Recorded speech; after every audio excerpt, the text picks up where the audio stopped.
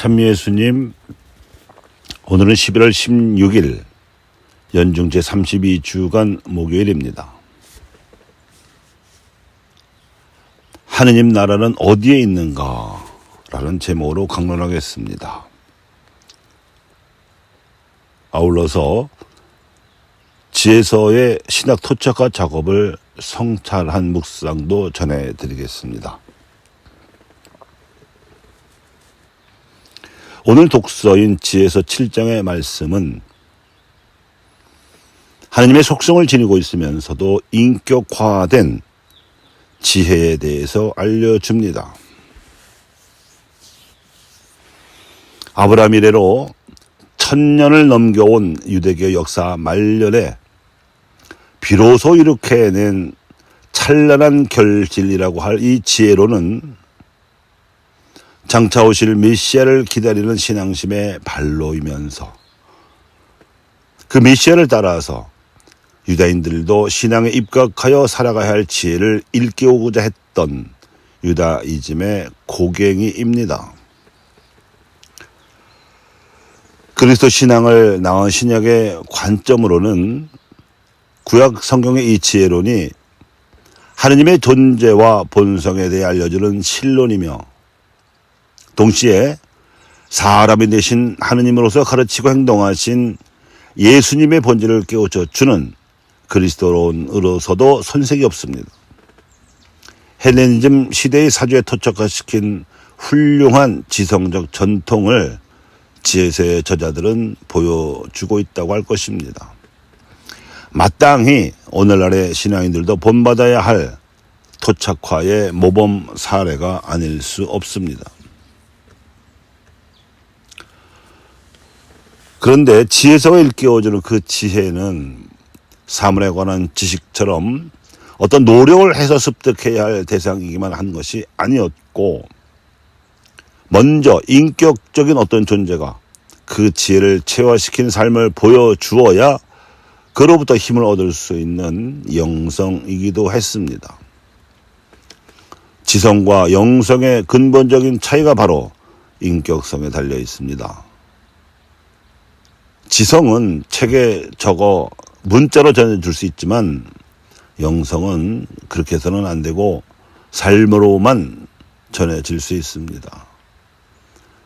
그래서 유다 지성인들은 이 지혜를 배워 익힐 수는 있지만 도저히 인격과 삶에서 체화시키기는 어렵다고 생각해서 이 지혜의 모호한 실체를 하느님 나라라고 불렀습니다.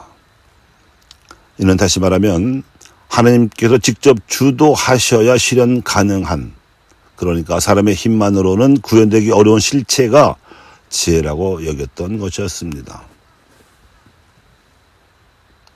오늘 복음에서 바리사이들이 다짜고짜로 예수님께 하느님 나라가 언제 오느냐는 질문을 드린 이유도 거기에 있었습니다. 그들 역시 지혜를 추구하면서 유다적 지성을 갖추고자 노력한 지식인들이었고 하느님의 개입과 주도권을 인정하고 있었던 신앙인들이었습니다. 다만 그들의 문제는 사람들이 지혜로 충만하게 되는 하느님 나라가 하느님의 도우심으로 스스로 깨닫게 되는 내적 상태가 아니라 어떤 객관적 실체처럼 밖에서 오는 것이라고 생각했다는 데 있었고 그들의 한계는 이미 자신들의 눈앞에 인격화된 지혜의 신분이 와 계시는데도 미처 알아보지 못했다는 데 있습니다. 이 점이 오늘 말씀의 주안점입니다.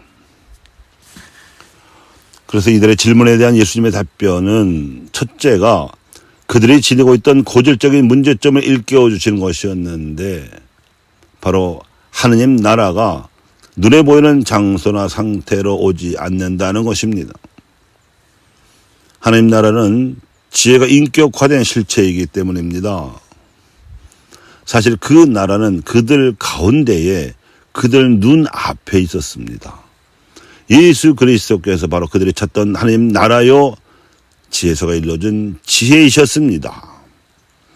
그분이 보여주신 삶이야말로 명석하면서도 거룩하고 유일하면서도 다양하며 민첩하면서도 명료하며 선을 사랑하면서도 예리하며 자유로우면서도 인자하며 확고하면서도 항구하며 순수하면서도 모든 것을 살필 수 있는 전능한 지혜였기 때문입니다.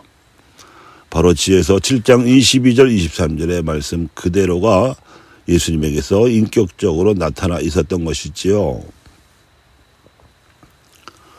예수님의 두 번째 답변은 그들이 지니고 있던 태생적인 한계를 일깨워주시는 것이었습니다. 인격화된 지혜이신 그분의 삶은 지혜를 추구해왔으면서도 그 지혜로 세속의 힘, 즉 금력과 권력도 아울러 차지하려는 세력, 즉 현세적 힘만을 추구해온 그들 바리사이들에 의해서 박해를 받게 되는 운명이라는 것.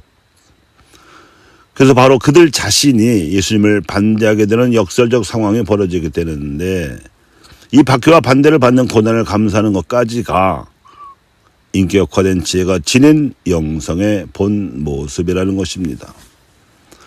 그래서 십자가와 이로 인한 부활이 지혜로 충만한 하느님 나라의 실체가 되는 것입니다. 요즘 우리 사회에서도 지식을 갖춘 많은 인사들이 그 지식에 머물지 않고 지혜를 갈망하는 삶을 실천적으로 추구합니다. 책상 물림 지식인이 아니라 실천하고 행동하는 지식인들의 모습을 보고 있습니다. 현실의 부조리와 불의에 대해 분노하고 이 항의하는 행동을 하게 되는 현상은 분명 그 이전 시대에 무지 목매했던 백성에게서는 쉽게 나타나지 못했던 현상입니다. 주권자 의식으로 깨어있는 시민들이 후불제 민주주의를 실현해가고 있습니다. 이미 여러 차례 민주화운동 체험과 성취감에 기반한 듯 시민들이 자발적으로 참여하여 평화스러운 촛불 시위를 통해 권력과 영향력을 가진 기득권 집단에 대하여 주권자로서의 목소리를 내는 현상은 분명히 현대 21세기 한국인들이 일으켜내고 있는 첨단 민주주의의 현 주소입니다. 가령 미국이나 유럽, 홍콩이나 일본 같은 나라들에서는 이 정도 규모의 시위가 지속적으로 벌어지기도 힘들거니와 일단 벌어졌다 하면 방화, 약탈, 구타, 감금과 고문 등 각종 폭력 사태로 얼룩지게 일쓰이기 때문에 전 세계의 지성들이 감탄에 맞지 않는 것입니다.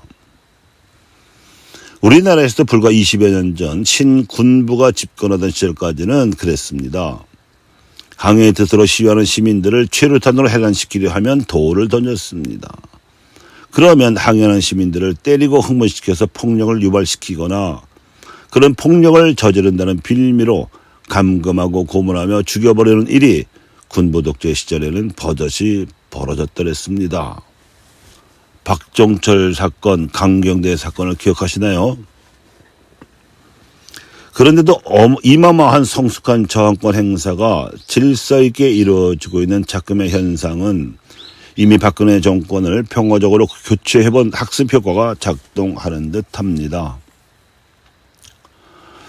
이렇듯 지혜를 사회적으로도 실천하려는 지성은 지식을 전수해준 학교 울타리 안에 갇혀있지 않고 집단으로 길거리에서 발현되고 있습니다. 지휘자도 없고 강제로 동원되지도 않으며 배후 세력도 없습니다. 자발적으로 소요되는 자금을 모금하고 알아서 뒤처리를 깨끗하게 청소하는 성숙한 시민의식도 나타나고 있습니다. 이 사태의 진실에 눈먼 광기 어린 상업 언론들이 이런 현상을 외면하면서 여론을 자의적으로 몰고 가려 하지만 이미 힘이 붙입니다.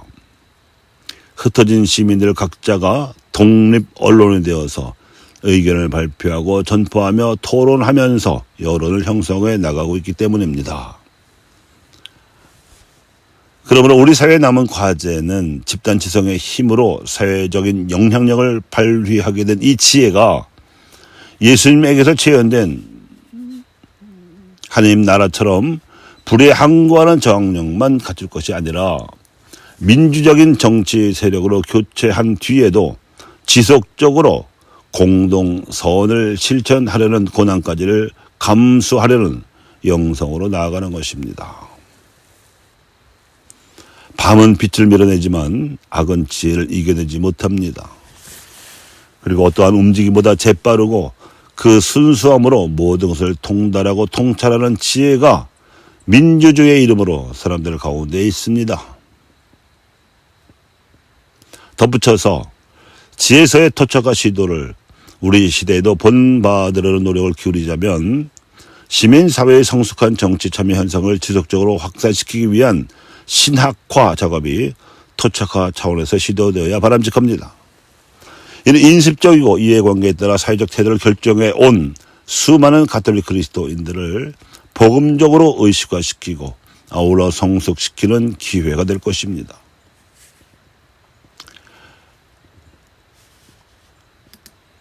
기원전 2세기에 그리스 정치 세력에게 지배를 받게 된 유다인들에게 닥친 도전이 헬레니즘에 의한 종교, 문화, 언어 등에 대한 사상적 박해였고, 이를 유다의 현자들과 원로들이 그리스어로 쓴 지혜서 등의 지혜 문학을 통해 지혜라는 헬레니즘 문화의 코드를 구약 성경적인 진리 개념으로 수용한 것처럼 우리 민족에게도 현존하는 도전, 신앙의 가치를 위협하는 이 도전을 복음적으로 극복하려는 노력이 필요합니다. 우리는 이 세상의 현세적 고통을 구도 정신으로 벗어나려는 불교적 가치관이 밑바닥에 깔려있고 인의, 예지, 신과 같은 인간관계의 고상한 가치를 존중하려는 유교적 가치관에 익숙해져 있는가 하면 과학 만능주의와 자본주의가 만연함에 따라서 과학적이고 합리적인 가치관도 우세한 실정입니다. 따라서 고급 취미생활로 변질되어 가는 듯한 신앙생활을 치열한 구도 정신으로 채워야 하는 한편 신앙을 바탕으로 하되 신뢰로서 인간관계를 탄탄하게 구축하려는 노력이 필요해졌으며 과학적이고 합리적인 신앙생활과 공동선 실현의 목표를 통하여 교회 구성원 전반에 걸쳐서나 사회 전반에 걸쳐서 신용을 쌓아야 할 필요도 커졌습니다. 또한 복음을 듣지 못하고 소외된 여성과 청년 계층에 대한 사목적 토착화 시도도 시급합니다.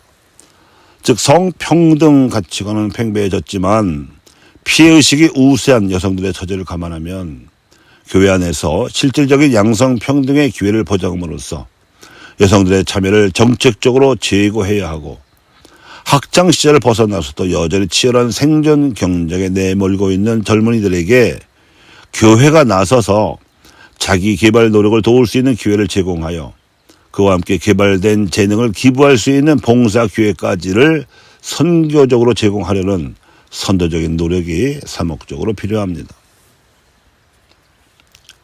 교우 여러분, 이상과 같은 토착화 시도들이 구약의 지혜서에 나타난 토착화 노력을 오늘날 우리 사회에서 이어받는 일이 될 것입니다. 이것이 실용적이고 민주적인 하나님 나라의 누룩으로서 예수 그리스도의 복음을 이 시대에 우리 사회 현실에 살아있게 할 수 있을 것입니다.